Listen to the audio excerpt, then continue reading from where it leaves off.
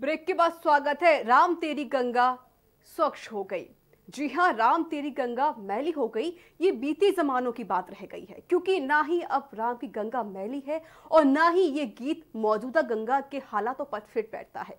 जी हां, कोरोना ने भले ही देश को मुसीबत में डाल दिया हो, लेकिन गंगा को मानो इस लॉकडाउन ने फिर से जीवन दान दे दिया है। ये रिपोर्ट देखिए।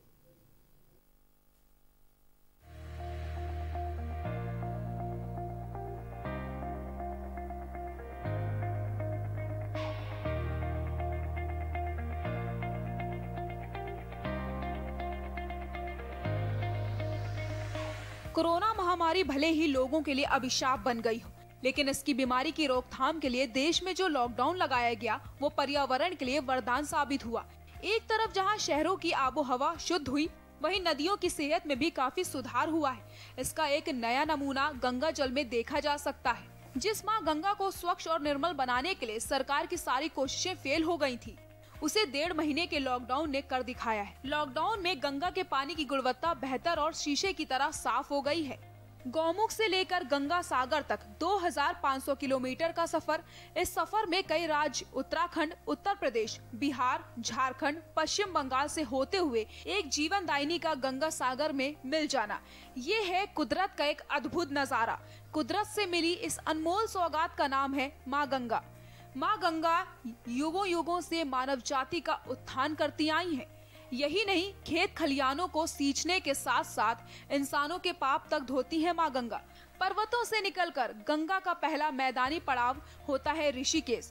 ऋषिकेश के बाद सबसे बड़ा दूसरा पड़ाव धर्म नगरी हरिद्वार, जहाँ हर की पौड़ी और तमाम घाटों पर लाखों की संख्या में श्रद्धालुओं का तांता लगा रहता है। स्थानीय खैर हरिद्वार है ये। आज पहली बार मेरे को माँ गंगा का इतना साफ स्वरूप देखने को मिल रहा है। कभी आज तक इतनी स्वच्छ निर्मल नहीं देखी। ये लॉकडाउन के चलते कहते ना, माँ गंगा अपने पुराने स्वरूप में वापस लौटती हुई आ रही है। पहले किस तरीके से आपने भी देखा होगा, गंगा मैया किस तरीके से दूषित जल चल रहा था, आज आचमन करने योग्य भी है, साफ सुथरा है। आप इसकी निर्मलता आप ये इससे देख कर अंदाजा लगा सकते हैं। गंगा मैया के अंदर जो बीच में पत्थर वगैरह है वो सब आपको क्लियर दिखाई दे रहे हैं। हरिद्वार के हर की पौड़ी, ब्रह्मकुंड और तमाम गंगा घाट जहां करोड़ों लोग आस्था की डुबकी लगाते हैं, लेकिन लॉकडाउन के चलते आज तमाम घाट सुनसान हो गए हैं। मगर इस सूनेपन में गंगा ने खुद को संवार लिया है। अब जो बहता जल इतना साफ स्वच्छ दिखाई दे रहा है कि कभी इसकी कल्पना भी नहीं की जा सकती। उत्तराखंड प्रदूषण नियंत्रण बोर्ड द्वारा देवप्रयाग, हरिद्वार, ऋषिकेश में लगातार जो है गंगा की मॉनिटरिंग की जाती है। अगर हम मार्च के महीने के डेटा से कंपेयर करें कि मार्च में गंगा की क्या गुणवत्ता थी, गंगा के पानी की, और अब लॉकडाउन के टाइम पर क्या स्थिति है, तो हमें अगर मैं पर्टिकुलरली हर की पौड़ी की बात करूं, हर की पौड़ी में एक बीओडी एक टर्म होता है जो पोल्यूशन का लेवल दिखाता है, उसकी मात्रा में 20% की कमी पाई गई। इस स्वच्छता के पीछे गंगा के घाटों पर इंसानों का ना आना, फैक्ट्रियों का बंद होना, मंदिरों, आश्रम, होटल्स का बंद होना भी बड़ा कारण बताया जा रहा है।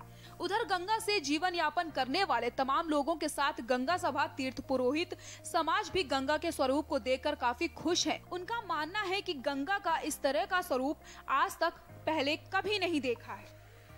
तो भाग्य का विषय है।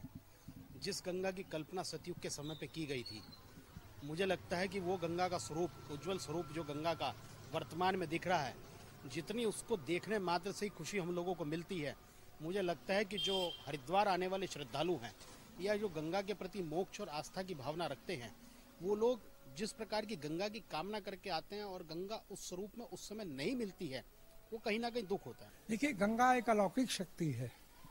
लौकिक शक्ति उसका स्पर्श ही नहीं कर सकती। अंतर क्या है कि गंगा के जल की गुणवत्ता प्रभावित हुई थी।